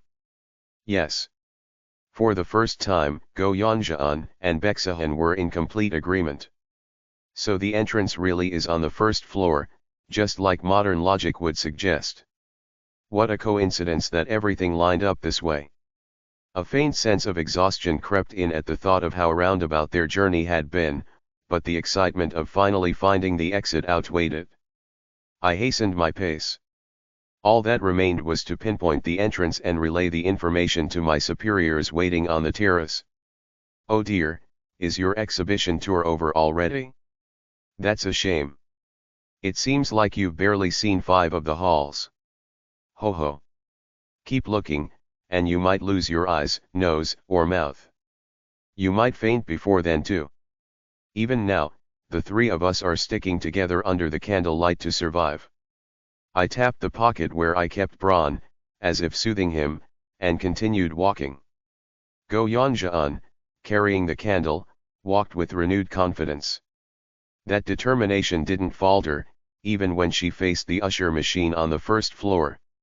Her desire to leave seemed to overpower any lingering fear. Hello. Once again, the machine, influenced by the candle, responded politely. Taking a deep breath, Go Yanja made a firm request. Please guide us to the entrance. But. Silence. The machine remained motionless. No response. And no way. With a face turning ashen, Go Yanja glanced nervously at the candle, as if worried it had lost its power. The flame flickered steadily, still shining brightly. After checking it a few more times, she spoke again in a trembling voice. Please, guide us to the entrance. Again, silence. The atmosphere dropped to a glacial temperature. We're fucked. I broke the silence. Ms. Gorel. Why yes. Ask it like this. I recited a familiar phrase, and Go Yanja's expression darkened as she repeated it. Have guests who finished viewing the exhibition on this first floor gone downstairs? If yes, please nod. Nod. The usher machine's answers conflicted. Why? Go Yanja swallowed hard. But the usher machine on the basement floor clearly said people went up. That's correct. A chill ran down my spine. What the hell is going on? The statements didn't add up. In the basement, it said to go up, yet on the ground floor, it said to go down. Even if there were multiple exits nearby, this blatant contradiction made no sense. That does explain why so few survivors are mentioned in the, despite the exit being obviously on the first floor. Instead of wasting time repeating the same question, let's just go to the basement and ask directly. We still have candlelight left, so let's not waste it. Ah! Urged by Bexahan, we started looking for the stairs to the basement. The path leading down felt unnaturally long and heavy. And the result? Nod. They said to go up. Damn it. The same response as before. According to the usher machine, visitors who finished viewing the exhibition on the basement floor had indeed gone upstairs. Even Bexahan fell silent. Everyone's thoughts were tangled. Excuse me.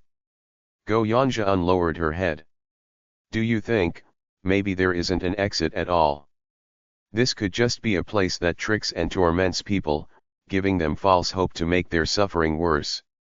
There are so many ghost stories like that. That was true. But not this time.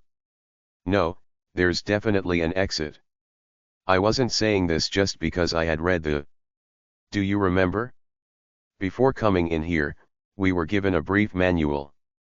Though the information had been corrupted and turned into an exhibition invitation, it still applied. An exit record exists because someone succeeded in escaping. That's how this became a registered darkness under Daydream Incorporated. Ah! Go Yanja raised her head. You're right. That makes sense. Taking a deep breath, she spoke again, her voice steadier. I'm sorry. In times like this, it's important not to get lost in emotion. There must be a solution. Yes. It might look like a contradiction, but there was something we hadn't figured out yet. Just as we were deep in thought. Hey. Bexahan spoke, looking at me with a peculiar expression. Your doll. Braun. Yeah. What does Braun say? I'm waiting for my brilliant friend's answer. Of course, that wasn't because Bexahan thought Braun could actually speak. He probably asked because he thought I was a lunatic for talking to a little plushie. I get it, you want some unconventional ideas. I deliberately stared at Bexahan before responding. How would a doll talk? Think before you speak, yeah. Bexahan clenched his fist tightly. But throwing out ideas like this isn't a bad thought. Ms. Coral, do you have any ideas? As positively as possible. Let's assume there's definitely an exit nearby. Then, a secret space, maybe. Go Yanja unfurrowed her brow. Like how attics are sometimes above the top floor, maybe there's another space between the basement and the ground floors. A parking lot, perhaps. There's no record of such a secret space in this exhibition hall. But it's still a possibility. After all, experiencing something firsthand is different from reading about it. Sometimes, even with prior knowledge, things don't match up perfectly. We didn't know the window was actually a terrace door, after all. But I felt the exit would be in a more obvious location. Conceptually, it's strange for an official pathway to be in a secret space. So, the exit likely exists in plain sight, but we're failing to notice it due to biases, thought patterns, or cultural factors. Wait a moment. MMR dear. I stood up abruptly. Bexahan looked at me in surprise, and Go Yanja unable to turn around due to the candle's effect, glanced downward anxiously. Do you have enough stamina to go up and down the stairs a few more times? What? I think so. Then let's move. Huh. I got to my feet. We need to climb to the top floor. We returned to the stairs. We just need to climb, right? Yes. I began climbing, but instead of just walking until the next floor appeared, I started counting. 1 floor. 2 floors. 3 floors. We kept climbing until the stairs simply stopped. Huff. Gasp. I lifted my head. This is the top. We had reached the very top floor of this massive mansion. On our way up, we encountered usher machines 3 times. Each time, Go Yanjian asked the machines questions, but the answers were always the same. By now, the two of them must have been wondering, why are we climbing when the machines say to go down? The answer lay here on this top floor. Ms. Gorel. How many floors do you think we've climbed? What? Well, wait. If I counted correctly. 6 floors, Bexahan said. This is the 6th floor, not the 7th. Exactly. But this mansion was supposed to have 7 floors. This historic mansion is composed of 7 floors above ground, and 7,221 floors below ground. This contradicted Braun's explanation. But Braun, being a good friend, wouldn't lie. So if everything is true. I get it now. Did you intentionally lie about the 7th floor? Bexahan started, but I interrupted. Ms. Gorel, do you know this? Hey. There were many ghost stories like this, situations where what seemed logical and clear to one person becomes completely irrational for another due to cultural or environmental differences. It's a kind of ghost story that thrives on the unease created by these disparities. Like when I once identified a clown painting because I understood the difference between a clown and a Pierrot in that previous darkness exploration. How floors are counted depends on cultural norms. In countries like the US or South Korea and East Asian countries in general, floor numbering starts from the 1st floor. However, in other cultural contexts, it works differently. That explains why the stairs from the ground floor to the basement seemed unnaturally long. It wasn't just perception. They start counting from the ground floor, or floor 0. The ground floor, as it's often called. So this mansion does have 7 floors above ground, from GF or 0F to 6F. I looked down the stairs. Now we just need to go back to 1F and ask how to find the way to 0F. And that's exactly what we did. Please guide us to the path leading to 0F. On the 1st floor. Following the path led by the usher machine on 1F, we walked forward and, surprisingly, found a staircase of a completely different design on the opposite side of the main exhibition hall. A massive, double spiral staircase. If we descended one of the spirals, we could, of course, end up in the basement exhibition hall, where the bronze glow transitions into brass just like before. But there was another option. We could stop midway and choose to open a massive door. And so I opened that door. Creak. A grand, elegant space bathed in silver light unfolded before us. It wasn't an exhibition hall. It was, the lobby. A floor functioning purely as a lobby, without any exhibits, and therefore not connected to the usual staircases for exhibition halls. This was the elusive 0F. We had finally entered this floor through its most proper passageway. And right in front of us was a stained glass-style glass door. The main entrance. Though the light pouring through obscured the view of the outside, it was unmistakable. We had found the exit at last. We're saved. HAAA. Shouts of relief and deep sighs of exhaustion filled the lobby. And then, cheers of joy. Mr. Rowe dear. Your deduction was right. It was right again. Wow. Let's get out of here immediately. Truly. I wanted nothing more than to scream and run out in celebration. But I need to find my superiors and leave with them. Then, you'll need the candle, won't you? Go Yanjian, eyeing the dwindling candle wax, quickly made a determined decision. Let's go together and get them quickly. Yes. Thank you. Truly, thank you so much. Wandering this place alone while searching for my fellow rookies had already drained me completely. Go Yanjian's choice was exactly what I expected of her character. As for Bexahan, well, his decision was no surprise either. Without hesitation, he made a beeline for the door. "Do as you like. I'm outta here." "Sure, whatever." I watched Bexahan with an unimpressed look. I'd better observe what happens when someone uses the door, what effects it has, and how it reacts. But then, Bexahan hesitated. And slowly stepped away from the entrance. "Why? I thought you were leaving." "I'll let someone else go first." "Good grief. It'd be easier for everyone if he just left."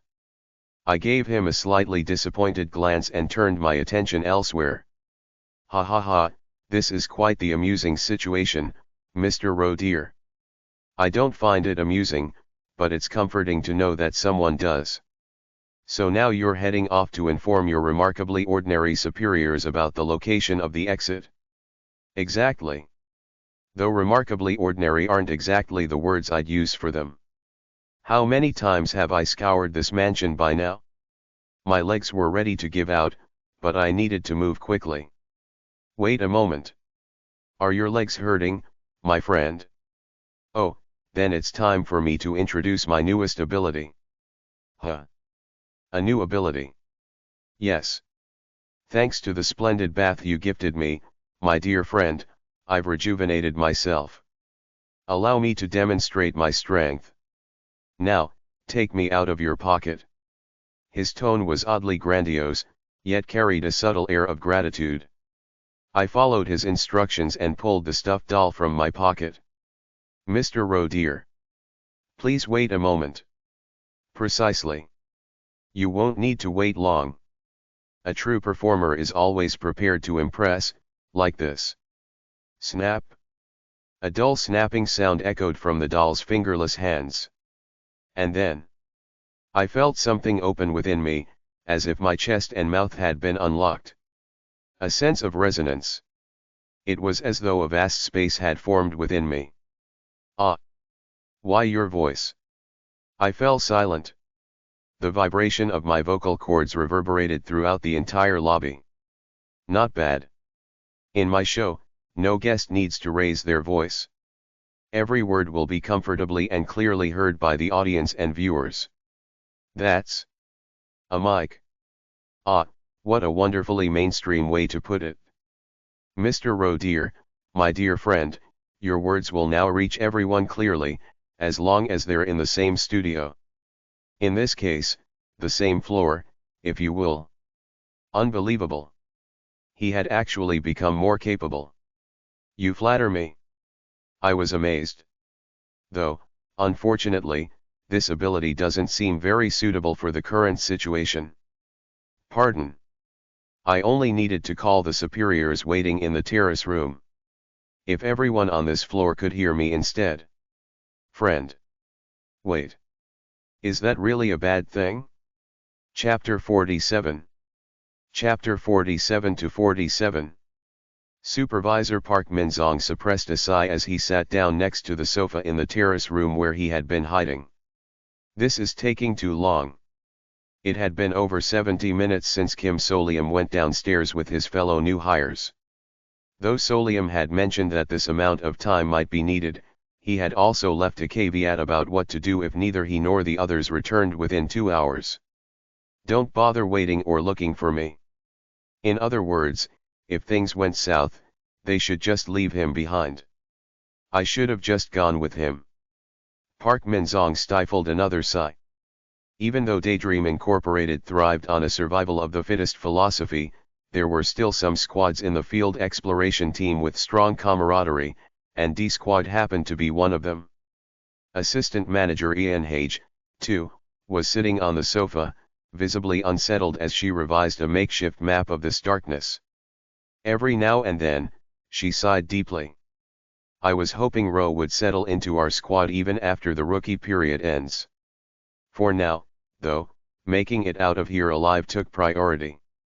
Feeling slightly glum, Park Minzong still found some reassurance in one thing. Squad leader Lee Jae-han approved this, after all. That meant the item was likely as reliable as it seemed. Minzong had no idea where the rookie had managed to get it, but occasionally, there were such cases, people who joined the company after being repeatedly caught up in urban legends or ghost stories. Is he a case like that? Perhaps it was more accurate to call it bad luck. Even in the field exploration team, it was rare for rookies to be deployed into dangerous darknesses like this, maybe once a year, if that.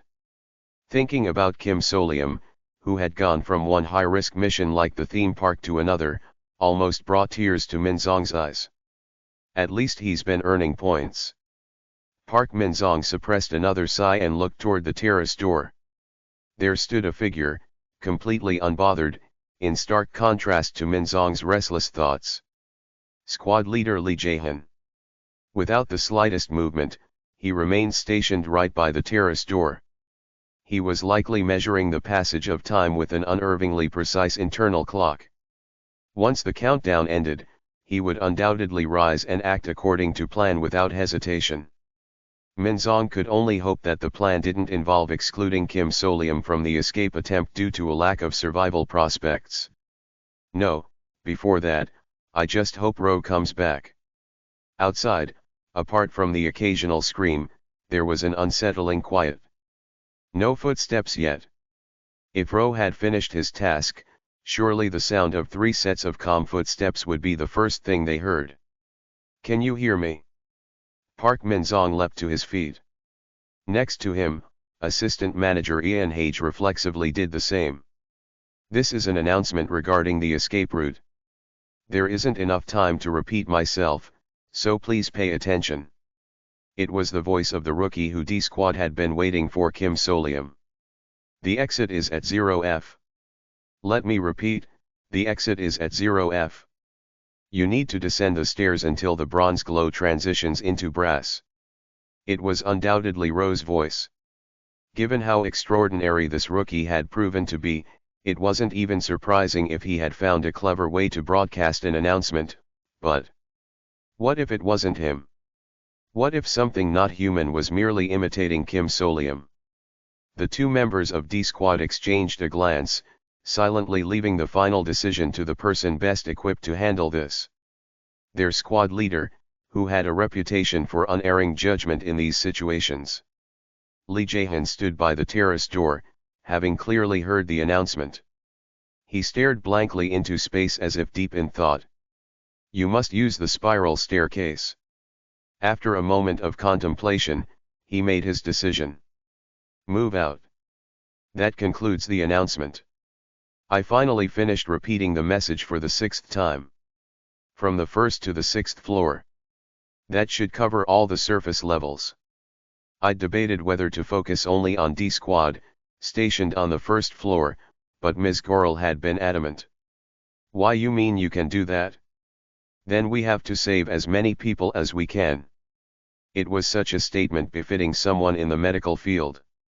Now, however, it was up to everyone's individual judgment. I deliberately avoided introducing myself or mentioning the company, but I did include a few terms familiar to the field exploration team. Even so, there might be people too suspicious to act. If they encountered an usher machine on the stairs by chance, there was nothing I could do about that either. Still, losing a body part or 2 was still better than dying here as a human grub. It also helps spread out the machines that might head toward D-Squad.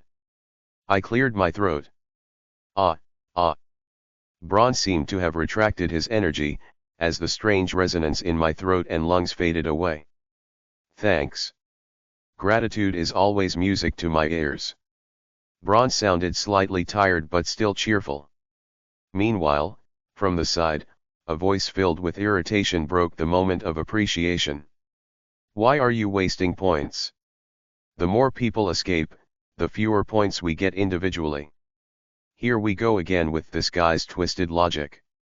And worse, it's an ignorant statement. Are you stupid? Do you think there aren't veteran employees who'll find the exit on their own without our help, even if a rookie like you escapes? There are employees who are so well equipped with items and specialized gear or just naturally talented that they'll escape without assistance. Even according to the 7 survivors, escaping was already guaranteed, so the individual point distribution wouldn't have been above 1/8 regardless of whether I did this or not. In short, trying to cash in on points from this ghost story wasn't worth it. But instead of explaining all this, I simply smiled faintly. This is the kind of situation where making a good impression ensures work becomes more enjoyable later. Plus, I get to observe different reactions. Beksahan turned his head with an exasperated look. Do you even have a conscience? If he were to reflect on his previous statement, he'd realize that I should be giving him that exact reaction. What a sociopath, in this twisted ghost story world. Still, worried that Ms. Gorel might have been unsettled, I called out to her. Ms. Gorel. Ms. Gorel. Wait. Did you just call me? No way. I think, my hearing is starting to go, just a bit. I looked at one of her ears, hidden beneath her hair, where the opening was now absent. Instead, there was a neatly stitched, hollow space. Whatever device had been rented to her as a hearing aid was starting to fail. And in such a short time, too. Of all moments. But I can still hear, somewhat.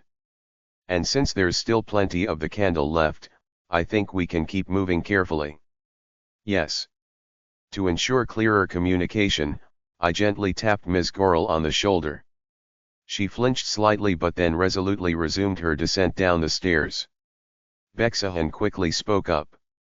I should carry the candle. Hand it over to me. And what happens if Ms. Gorel accidentally turns around because of that? Beksahan fell silent. We began descending the 6 flights of stairs, tense and alert. Step, step. Only the sound of our footsteps filled the stairwell. It didn't seem like anyone who had heard my broadcast had come out yet. Excuse me, Ms. Gorel called out. Yes. Could she not hear me? Excuse me, are you there? I softly tapped her back. Reluctantly, Beksahan also gave her shoulder a couple of light pats. Ah. Thank you. Ms. Gorel, reassured, gripped the candle tightly with both hands and continued descending the stairs. Step, step. The silence stretched on, feeling almost eternal, until we finally reached the first floor. Creak. The sound of usher machines echoed from all around, moving along their paths. One of them passed right by us, dragging a dead, human husk along the ground. We'll head to the spiral staircase now. Yes. Ms. Gorel raised her voice. She probably couldn't tell how loud she was speaking anymore due to her deteriorating hearing. It's fine. We're almost there. To react quickly, I kept my ears sharp, walking cautiously but steadily. It wasn't the wrong approach. But the problem with dangers like these is that they sometimes have nothing to do with how prepared you are. For instance, you could be focused on listening for threats, only for an entirely unrelated obstacle to appear. I noticed that the person in front of me had disappeared from view. Looking down, I saw Ms. Gorel's figure falling. At her feet, something shiny was sliding across the ground. A telescopic lens. It had fallen off the corpse the usher machine was dragging, an invisible rental item rolling at just the wrong moment into her path. Thud. I reached out and caught Ms. Gorel. But as her arm hit the ground, the candle flew out of her grasp. No. I reflexively caught the candle and threw it toward Beksahan. But it was too late. The candle went out. Gasp. The usher machine turned to face us. Whoosh. A metallic blade flew toward us. Eek. I rolled to the side. A sharp gasp came from nearby. The usher machine, having set down the corpse it was carrying, raised its gas lamp to illuminate us. It must have confirmed that all of us were behind on our payments. Re-evaluating its priorities, the needle-like appendages mounted on the machine's abdomen flew toward us once again. Its target, the nearest eye. Mr. Roe dear. A familiar voice. Duck. Instinctively, I pushed the heads of my two teammates down and threw myself to the floor. Bang! A deafening metallic clash and a shower of sparks erupted above our heads. It was Section Chief Lee Jae-han. The impossibly strong field exploration team member had ruthlessly deflected the usher machine's needle. Ting! The broken tip of the needle flew through the air and embedded itself in the corridor wall. The usher machine twisted its joints, emitting a strange grinding noise. What madness! That thing can break. Lee Jae-han withdrew his gloved hand. Judging by the force involved, it wouldn't have been surprising if he had fractured something himself. Clutched in his hand, like a set of brass knuckles, was something metallic. The terrace doorknob. An alarm blared in my mind. That item. Exhibition property damage. All disruptions, theft, or property damage occurring within the exhibition hall are subject to immediate action by ushers, with corresponding fines collected. He even broke an usher machine. Even if the exhibition treated this as a civil issue and only demanded an apology and compensation fees instead of invoking criminal charges. One thing was certain. The usher machines would now treat this as their top priority. And it wasn't just the one machine in front of us. All the usher machines in this zone would react the same way. Squad leader. Yes. Run. I bolted. Grrrk, grrrrk, jjjk bzzzzzt, grrk skriak. The sound of the damaged usher machine moving more aggressively than ever filled the air. Beside me, I could hear my squad mates running like mad. As for the chief lizard, wait, hold on. Squad leader. Yes. Stop fighting and just run. No matter how ridiculously strong you are, there's no way you can destroy every usher machine here. Just imagining the chaos spreading further was overwhelming. Even the dark exploration records had those sections censored. I didn't even want to consider how such events might manifest in real life. Skriak. Phew. We ran straight into another usher machine blocking the path to the staircase. No, two more. Urg. I threw myself through the descending needles, feeling a sharp pain shoot through my arm. Even as I ran, my instincts screamed the truth. I'm going to get caught. With human limitations, it was impossible to avoid this. We would be captured and fined before reaching 0F. A cold chill ran down my back. Is there anything I can do? My breath was ragged. Oxygen deprived, my thoughts became sluggish, giving way to resignation. Maybe I've lasted long enough. My dulled senses split the surrounding sounds into layers. The echo of footsteps rumbled in my ears, as if dozens of people were running. No, wait. It hit me. It wasn't just that the footsteps sounded like many. There actually were more people now. Instead of two, there were at least 10 or more sets of footsteps. Mr. Rowe dear, these must be the folks who took advantage of your excellent broadcast to seize the opportunity. They were field exploration team members. Spectators who had been watching the situation unfold now seemed to be using the chaos as cover to approach the spiral staircase. This unexpected development had an unintended effect. The usher machines became confused, recalculating priorities based on the importance of tasks and proximity to the various individuals. Everywhere, unpaid participants were breaking into sprints, distracting the machines. Hurry up! Taking advantage of the brief window, we clenched our teeth and launched ourselves toward the staircase. Skriak! We ran like mad. The unsettling sounds of the machines grew closer behind us. The staircase ended, and a silvery hall spread out before us. The lobby. And, the front door. Go. Assistant Manager Ian Hage and Supervisor Park Min-zong were holding the doors open. We sprinted with everything we had. As I stepped onto the threshold of the main entrance, my superiors dove through the exit. I followed, nearly collapsing through the doorway. Breathless, I ran until the glowing doorway of light enveloped me. You. When I opened my eyes, I saw a clean ceiling lined with fluorescent lights. A modern hallway of moderate width. The corridor on the 31st floor of the company, just outside the meeting room. We'd escaped. Ha! I collapsed onto the floor. I could hear the sound of people rushing out from the conference room, but I had no mental energy or strength left to care. Every ounce of strength had been wrung from my body as I drifted into a dazed state. An alarm rang out. Dark Exploration Records Real Merch Box. New merch unlocked. Chapter 48. Chapter 48 to 48. The meeting room was in chaos. 17 people have reportedly returned alive. 17. Are you sure about that number? Could it be a counting error? Yes. Oh. The count just went up to 20. Members of the field exploration team, deployed earlier in the day into a high-risk darkness, had suddenly returned in droves. This unexpected turn of events completely paralyzed any immediate response. They said all the case studies were done and that they'd escape in small, sequential groups. What on earth is this? The room was filled with a cacophony of voices, speculations about whether the returning employees were really the ones who had entered, calls for lab testing to confirm their identities, and other theories about what might have gone wrong with their predictions. But as the initial shock faded, a subtle thought began to form in the minds of some.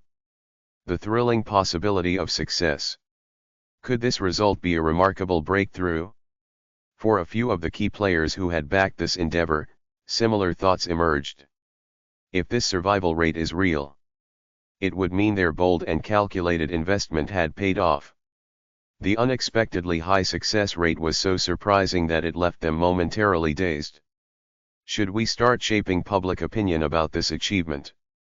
Wait, I should highlight my contributions while this is fresh.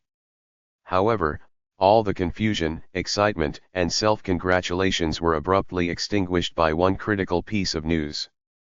It's B-class. Huh. The first survivor's dream essence collector had been evaluated, and the liquid inside was rated B-class. In other words, the dream of a high survival rate A-class darkness had vanished. The atmosphere in the meeting room deflated in an instant, sinking into disappointment. Ha! Of course, it's too good to be true. Wasn't this jinxed the moment people started hyping it as A-class?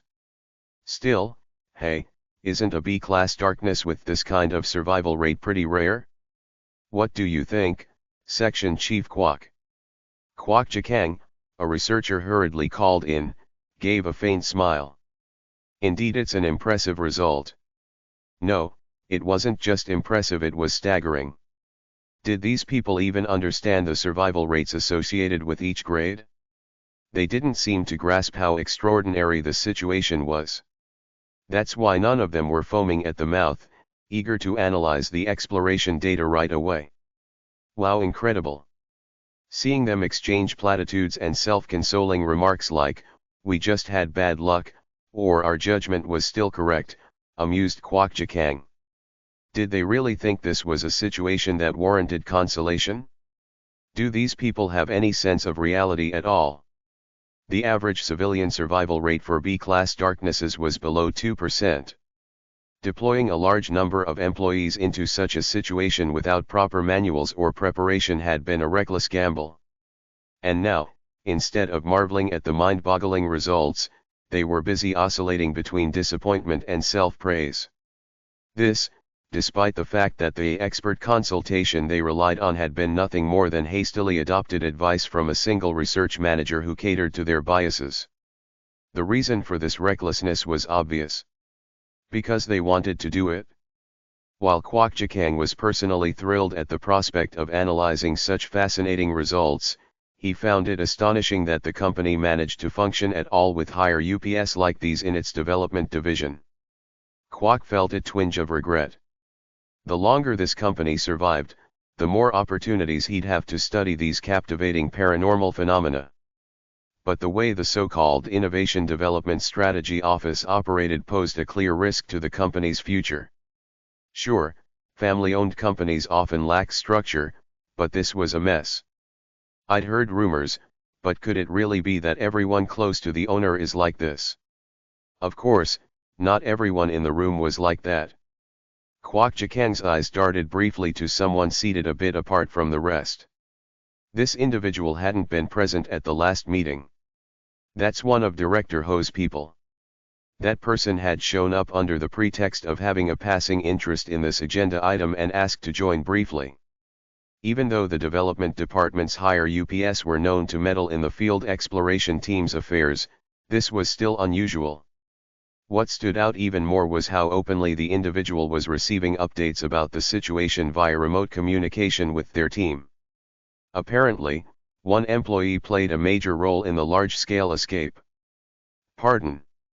The air in the room shifted, not toward eagerness but to apprehension and tension. But the next statement left everyone in shock. It was a new hire. He reportedly broadcasted the escape method to all the employees. We need to investigate the details of how he managed it. Some people are already asking questions about it. It was Director Ho. The strategy office's people exchanged glances, muttering half-heartedly. Ah, yes.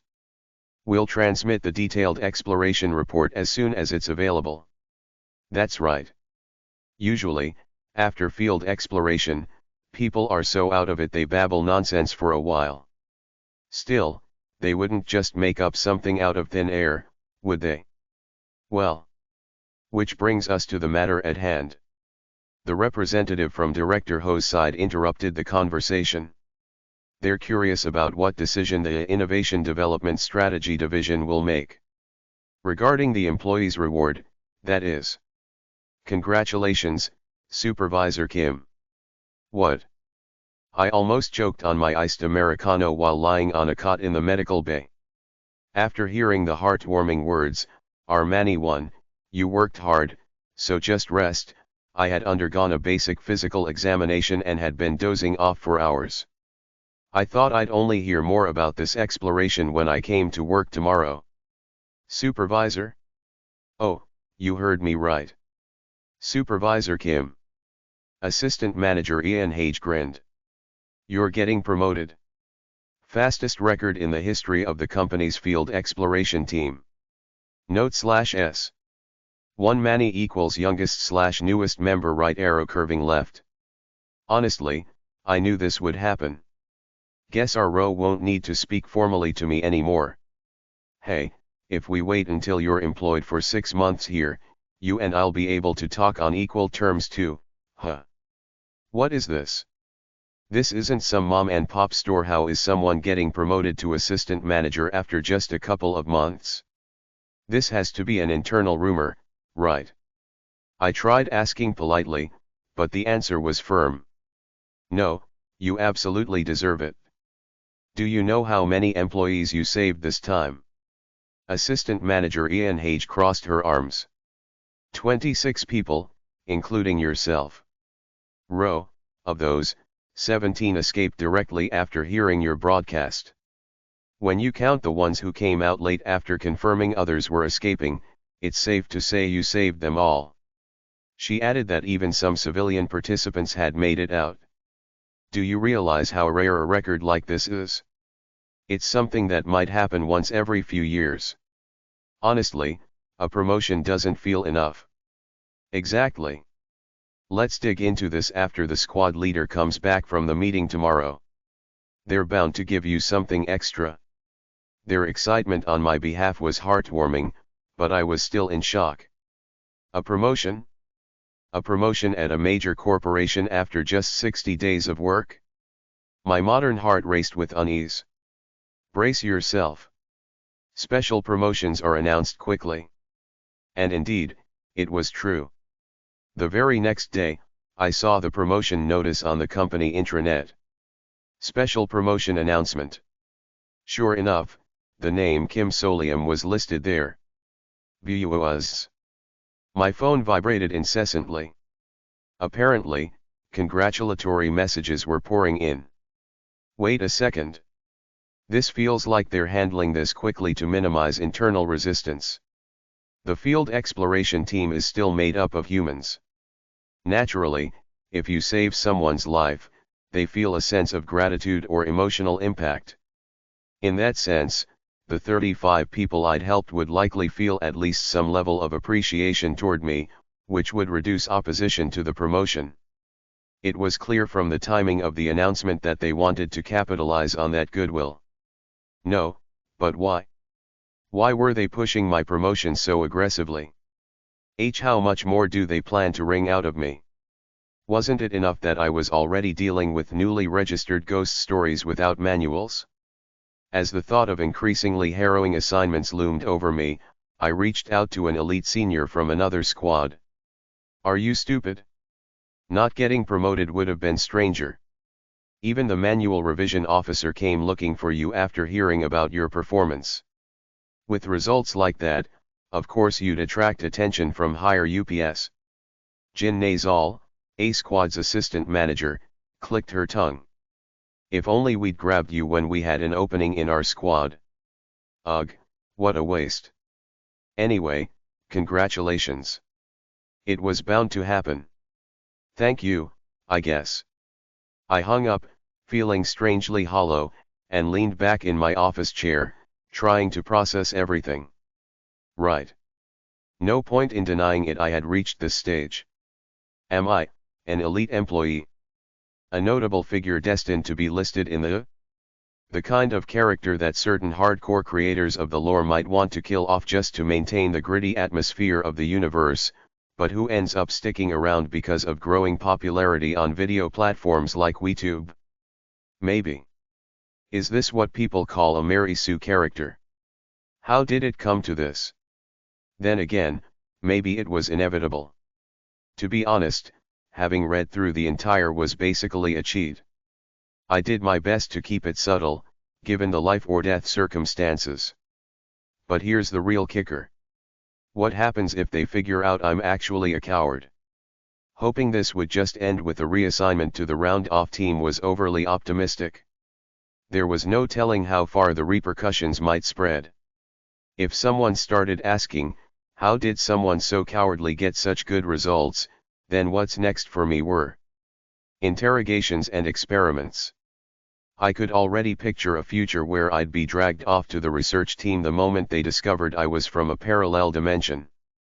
Cold sweat trickled down my forehead. And no. That can never happen. I stood up, grabbed some coffee, and took a lap around the break room. The caffeine cleared my head a little. Right. If I can't avoid it, I just need to maximize my survival rate in this place.